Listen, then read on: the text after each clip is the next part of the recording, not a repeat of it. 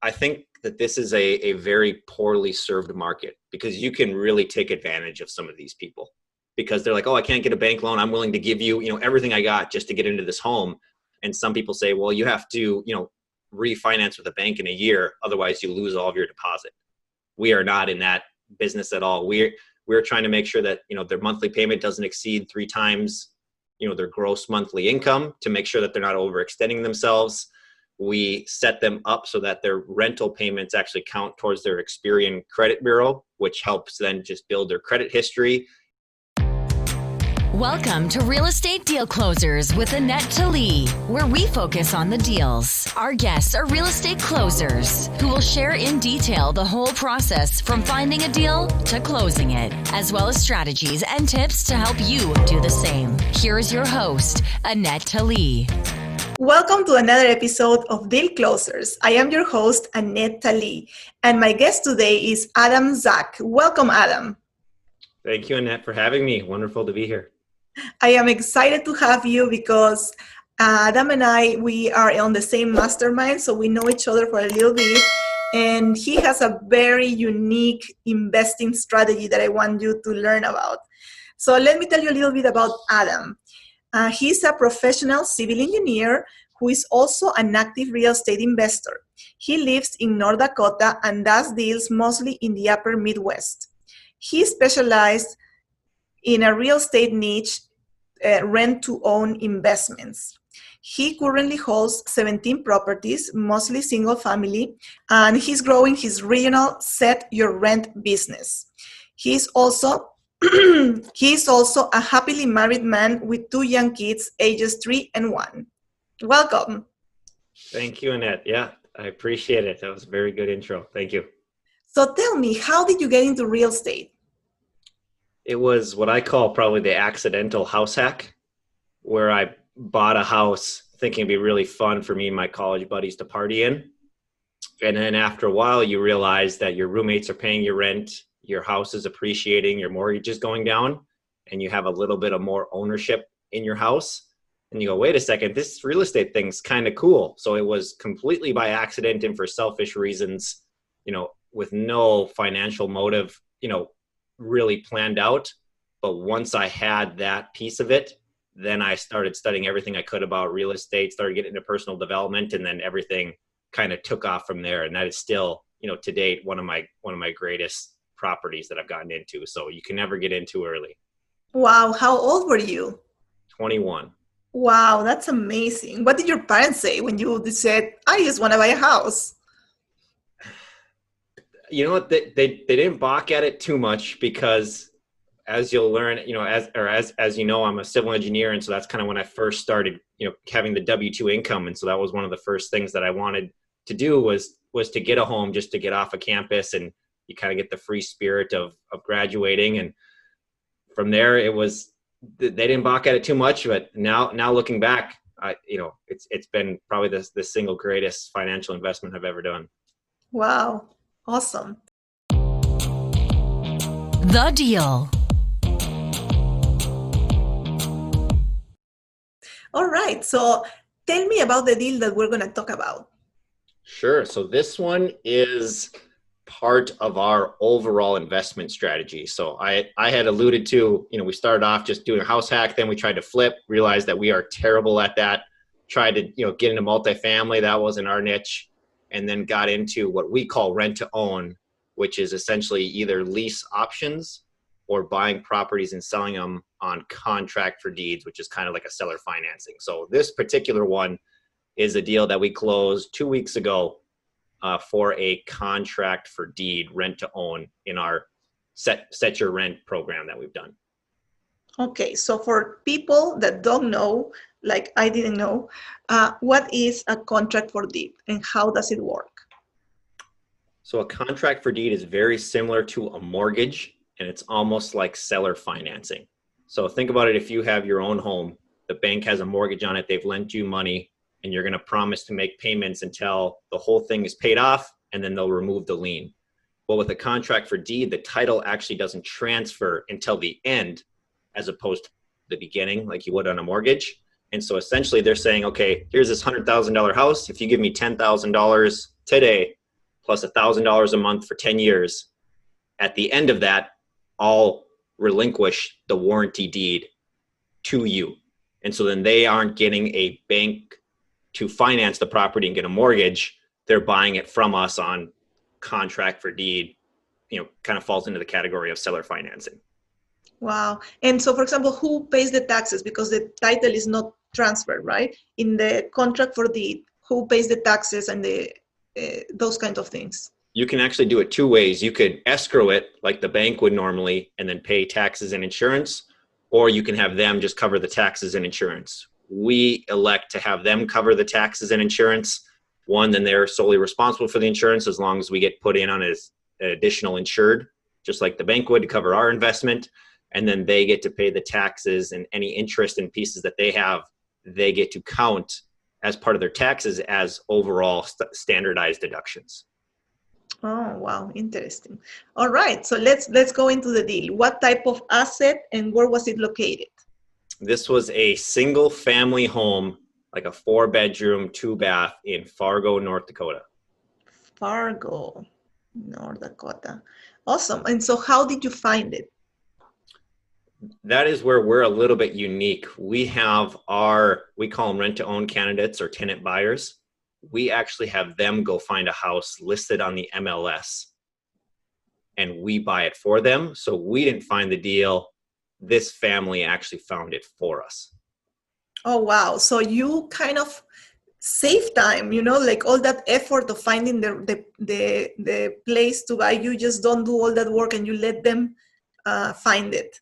That's right. We give them, as they kind of qualify through our program, we first say, hey, can you get a bank loan? And they say no, because in this case, they were an entrepreneur family who just started a daycare, and you need like 2 years or 3 years of taxes before the bank will actually give you a bank loan. So like, well, I'm sick of renting, can we fit in your program? They applied. We basically said, yep, here's your max purchase price. Here's your down payment. Here's your monthly payments, accordingly, go out and house shop for any home less than $250,000. So they went with a real estate agent, went shopping around, said, we want this one. And then that's where we started negotiations, putting in a purchase agreement offer. Wow. So this is kind of like you act as a bank for people that do not qualify for a regular loan with a bank for many reasons. And it could be one of them, like you are explaining, that these people, they didn't have the bank requirements, but they did have the income. Correct. Yep. Okay. Awesome. Those are usually the two. It's usually entrepreneurs or people with, marginal low credit or just no credit, because then the bank, sees them. And so really what we're looking for, who we're trying to help, is people that, are actually high income earners that just for whatever reason don't have the proof of income or the history or the credit to back them up. So how do you, if it's somebody that doesn't have the greatest credit, how do you evaluate them to make sure that these people are a good fit for you? Sure. So we have a third party do all the vetting for us as far as background, history, basically all the things that you would normally do on a normal rental, where we verify income. But I think that this is a very poorly served market, because you can really take advantage of some of these people. Because they're like, oh, I can't get a bank loan. I'm willing to give you, everything I got just to get into this home. And some people say, well, you have to, refinance with a bank in a year. Otherwise, you lose all of your deposit. We are not in that business at all. We're trying to make sure that, their monthly payment doesn't exceed 3 times, their gross monthly income, to make sure that they're not overextending themselves. We set them up so that their rental payments actually count towards their Experian credit bureau, which helps then just build their credit history. And then we give them at least 5 years, if not 30 years, to refinance with the bank. And so we give them basically plenty of runway to make sure that they're able to refinance with the bank or sell the property and then just, split the equity and pay off us.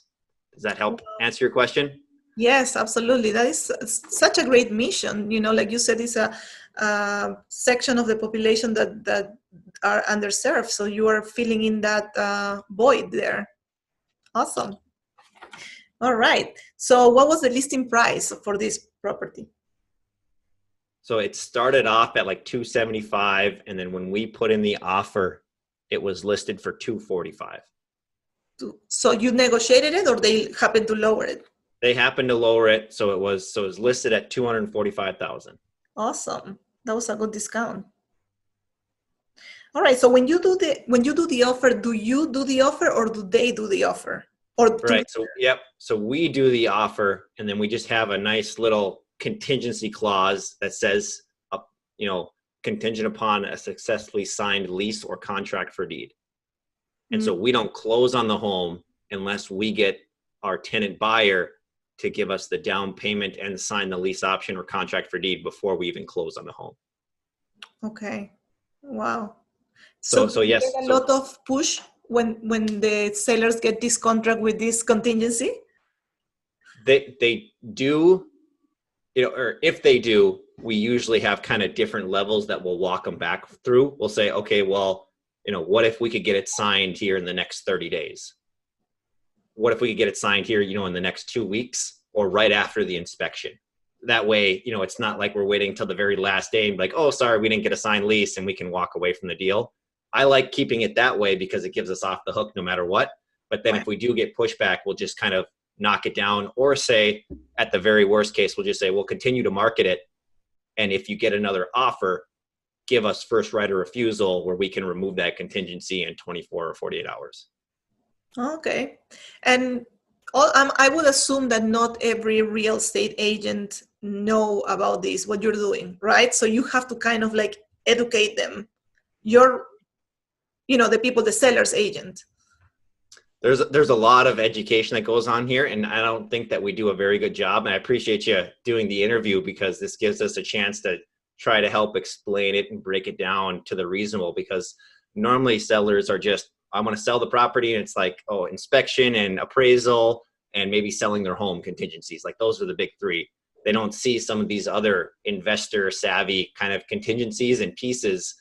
And, you know, we're pretty upfront with our tenant buyers right away that, you know, we're obviously not going to buy a house unless they're going to live in it. Otherwise, there's no point in us buying the house. So we just want to make sure that that goes. But it absolutely is us with the real estate agent making the offer. And then we just share the information with the tenant buyer. The tenant buyer still pays for the inspection, still pays, you know, for other pieces as if they were the homeowner. And so that just helped. We just kind of play the middleman. Oh, okay.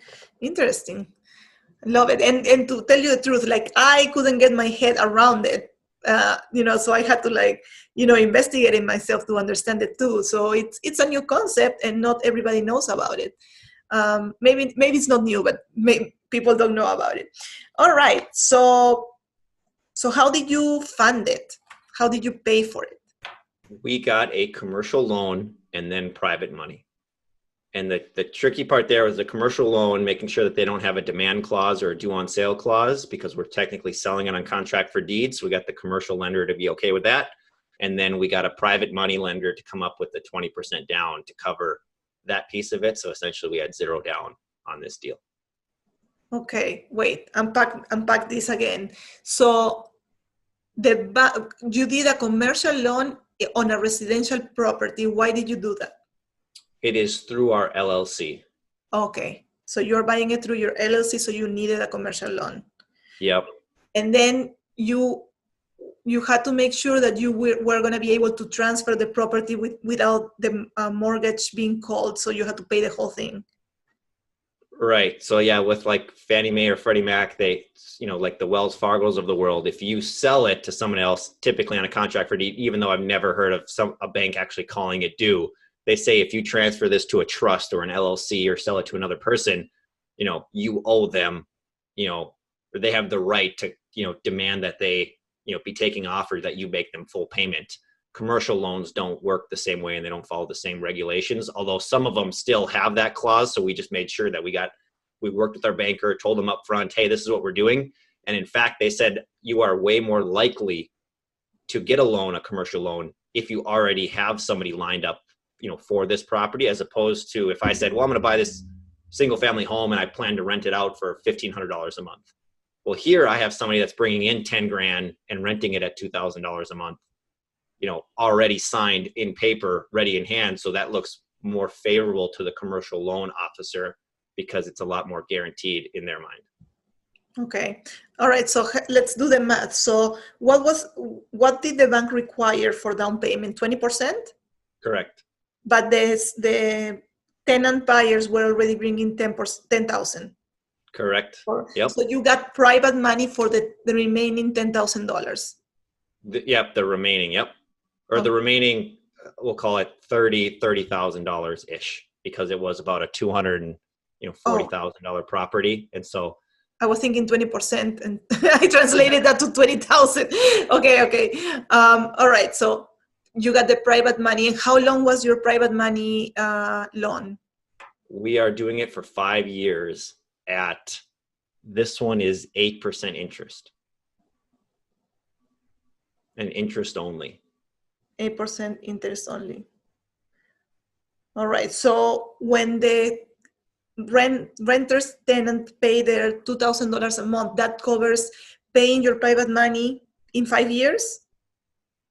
So that is on, our mortgage on the property is without insurance or taxes, because the tenant buyer is paying that, is roughly $1,000 a month. Okay. We are borrowing it at 4%, got a great interest rate, which is phenomenal, amortized over 25 or 30 years. I forget the exact numbers, but that's essentially $1,000 a month. That's, what we owe every month. We are charging the tenant buyers 8.4% interest rate. And so their monthly payment is $1,880 a month. So there's an $800 per month cash flow spread that if we came up with all the cash, it'd be cash flowing $800 per month. In this case, by borrowing the money and paying the 8%, we're willing to not put any money into the deal and only cash flow $550 a month, if that makes sense, because we're paying our private really money. Good.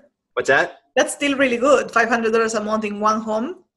Yep, with no money down, which is why we obviously fell in love with this strategy. Right. So this is what everybody talks about when they say using other people's money. Like you are just taking the private loan, and then you're taking the commercial mortgage, and you're buying a property, and then you're using the down payment of these tenant buyers, and then none of your money is in yet. You're still getting a $500 cash flow per month. That's right. That's crazy. Yep. I mean, I'm still trying to calculate the numbers in my head because I'm not that good with numbers, but Adam here, he's an engineer, so he knows how to do the numbers. I'm going to have to get off the call and do the numbers again, but that is an amazing return. So it is. And luckily I got my spreadsheet up here, which is, everybody probably has their own, whether it's, the bigger pockets or the deal check. And so I'm able to rattle off, some of those, but that's kind of the basic run of it. And you could factor in something, what happens if, you had to foreclose on them or they had to kick out. But as of right now, just based on as if everything was proceeding according to the contracts, yes, it looks very good. But, some of these could be potentially riskier, but we feel like, if they're coming in with 10 grand and you're making, $800 a month off of them, even if they, were to default, which would be something we don't want, worst case, we'll probably, break even on it. Right. All right. So if everything goes perfect, what's the exit strategy for you? How long do they rent? How does it transition to them owning it? Sure. So we hook them up, not only trying to build their credit through that program, but we hook them up with a nonprofit credit counselor, not credit repair, because I think credit repair can be crooks a little bit. Mm-hmm. I think free nonprofit credit counselors they'll say, okay, here's where you're at. Here is where you kind of need to get to a minimum, credit ranking to get a bank loan. Connect them with an officer and then say, all right, over the next, months or years, here's about what you have to do to get into that position.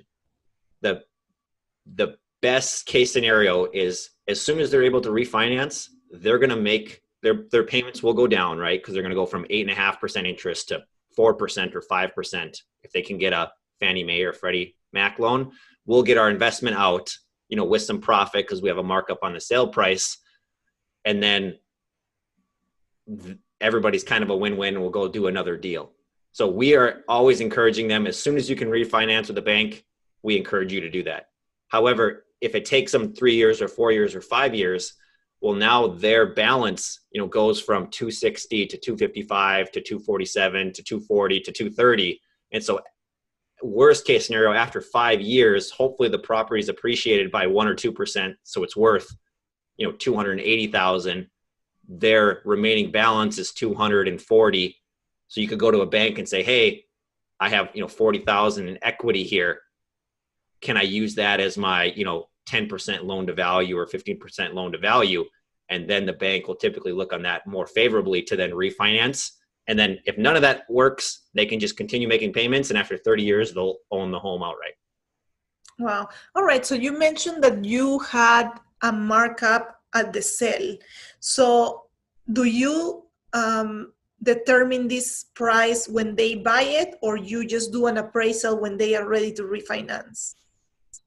When they are ready to refinance, if they're using a bank, they'll likely need a new appraisal because it'll probably be with, past the 6-month or whatever term that the appraisal will be good for. And so then whatever the appraisal comes in at, we could probably renegotiate. My assumption, or we try to set it up so that at the very least with their down payment and everything intact, that it'll at least come in at that value for the appraisal amount. Now, if home prices drop, we can't control that. And yeah, they might be upside down a little bit, but just like everybody else would be, that would be a homeowner if the prices. So if they're able to do that, yes, they would get the appraisal, reappraise it out.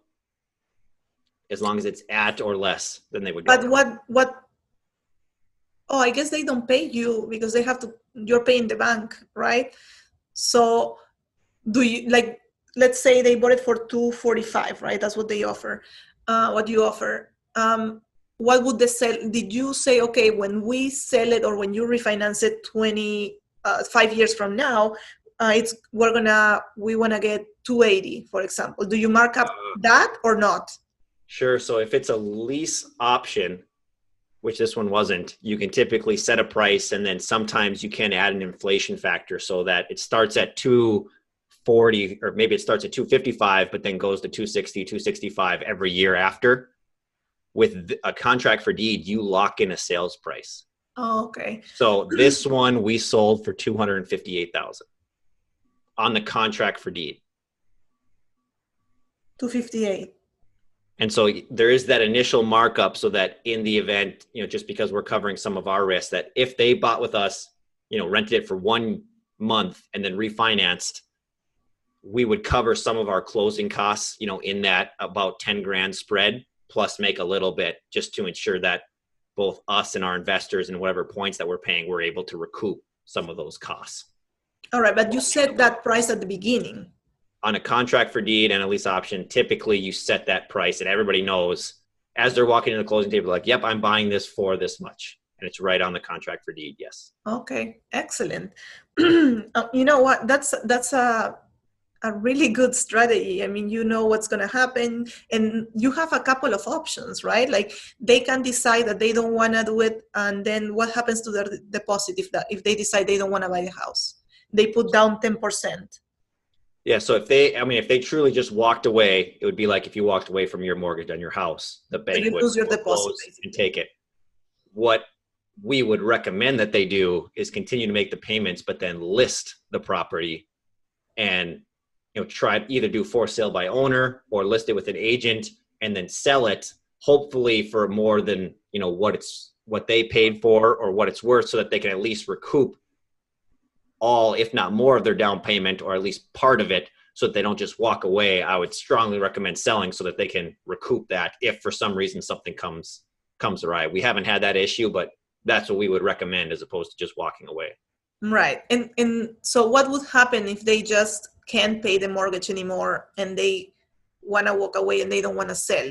Do you have to foreclose on them? In a contract for deed in our state and most states, you would have to foreclose on them. Yep. I mean, you give them, it's usually like you give them so many, payments or weeks or months to get the payments right. And then every investor can do what they want, on how strict they follow the law. We're trying to be as lenient as we can, but yeah, eventually if there's like, no, I'm not going to pay and I'm not going to move, you're like, okay, well then you have to take the legal action. Oh, absolutely. Absolutely. Wow. That's incredible. And how many properties have you done with this method? This last one was our 9th. And I don't know if they are already the full life, but do you have an average where people decide they want to refinance, or you are not seeing that yet? Yeah, because the first one of these that we started doing was last year, and the intent was to do as many, or the intent was for them to refinance, maybe after a year. Sometimes it takes a little bit longer. And then COVID happened, and that kind of put a halt on everything. So that maybe put some dampers on people refinancing this summer, because that's, some of the first ones that we did that were coming up on their first year, which is about kind of what we expected, how long it would take for people to potentially refinance. And so we have yet to have somebody go full circle, but we have yet to have anybody, walk away or have to take legal action against someone either. Right. And hopefully it doesn't happen. Correct. Yep. Okay. So, but do you check on these tenants that they are following the steps to fix their credit, like the ones that need to fix their credit, or you just let them? Yeah, we strongly recommend they do, and you can only make so many offers, but we don't, at the very beginning we say, hey, reach out to this, and this is what you're, going to do. As far as enforcing that, yeah, they have to sit down with the bank and they have to refinance. We don't make them do that. Although we've checked in and be like, hey, interest rates are really low. It would be in your best advantage to cut your payment from $1,800 to $1,200 if you can get a bank loan. Have you thought about it? And honestly, it's not looking out for us. It's just if they can drop their payment by, $400, it's in their best interest. Right, because at the end of the day, you're still making the $500 a month in this case, right? So yep. For you, if you keep getting that for a long time, it's really not going to affect you, right? Because you're going to have the bank loan, you have the private money will be the only money that you will have to pay in 5 years. Sure. Yep. Right. So how long do you, it's the term of, I know that the term is the 5 years, but are the payments, so it's a balloon payment because it's interest only. Yep. Right. So you really probably wanna be able to pay, you have to pay it off by the 5th year. So what would you do if the people are renting and they are not ready to refinance and you are already on your 4th year? Sure. I think this would be similar to like the commercial loan example, where they'll fix it for 5 years, but then amortize it over a longer period. And after 5 years, you kind of have to figure out what you want to do. At that point, we're assuming that our portfolio, as we buy properties at different years, will be able to absorb that, and we'll just move cash. Some will go, some won't go, or we'll borrow other private money to, to keep some of these going. But eventually, all of that cash flow, you could argue, is just eventually going to go and pay off, the investor. At $500 a month, you can pay off, the $30,000 in, not too long if we needed to. Right, absolutely. And if you are doing like 9 of them, right there, you have all this cash flow and be able to move the money from one to the other one. Yep. All right. Awesome. That is really interesting. And I think a lot of people are going to be like, their minds are going to be like, what did he just say? It took me a little bit to understand it.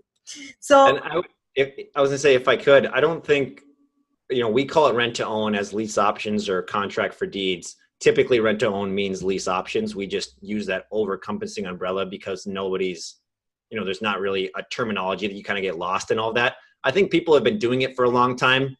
Maybe having the tenant buyer go find the home, for us is a little bit of a new concept. But a lot of people, if you're renting your own house, like I always say, if you're living in a house right now and you're thinking about moving, just list it as a, rent to own, or put it on Zillow for an extremely high price, and maybe somebody will do it. And it's kind of like the make me move rent price. Right. Yeah, no, I think I've heard of this for a while. I just didn't understand what it meant. I never really investigated because I started with multifamily with just a duplex, but I never looked into the single family market. So to me, it was a totally new concept. And for people that are just starting to get familiar with investing, this could be a really good option for them to start and using other people's money. Maybe for the first one they need to use their money, but maybe on the following ones they can start using other people's money. Yeah, and I will fully disclose that we screwed up a lot of deals before we got to the point that we are now. Learning all of these intricacies, like we're stacking so many different strategies that as we've learned, we've kind of just slowly pivoted and learned. Like we didn't walk in and hit a home run on our first deal. This was our 17th property that we bought. So we were, had the opportunity to screw up 5 times, do 5 good ones, then screw up 3 more times, and then, finally get it right on the, 17th one, and hopefully only improve, with time and experience. And so usually for people getting in the game, it's just kind of getting that first one. And yes, if you can use this strategy, more power to you. But, we certainly had our fair share of bumps and bruises and doing things wrong and having to do evictions and, going through all that to get to the point we are today. Right. But that's how you learn. And that's the best way you're going to learn, because, sometimes when you just learn from a book, like it doesn't really click. But once you do it and then you make the mistakes, you will never make that mistake again. Yep. So it's really effective. Yep. I fully agree. Expert tips. All right, so now is the time of the show where Adam is going to give me 3 tips. So the tips are going to be about taking advantage of your W-2 job to start investing. Yeah, 3 advantages of having a W-2. I know for those that are stuck in a W-2, they're like, oh, if I could just get out of my W-2, I could do real estate full time. And that is certainly a good strategy, if that's kind of what floats your boat. What we have found out is being employed may have its disadvantages, but we've seen, some pretty strong advantages. So the first one being financing. To get a commercial loan or a bank loan to give you a loan on an investment property, that W-2 income to a bank is like the gold or platinum standard. Like if you have a W-2, like you can't get any better than that. If you have 1099, if you have self-employment, if you're, doing that, they're like, oh, that doesn't really work. W-2, that's what they like to see, for right, wrong, or indifferent, but they like to do that. So you have the great power of leverage in your hands by having the W-2. Absolutely. The second one that I've found is just a general level of professionalism. How to send a professional email, how to use Excel, how to use it.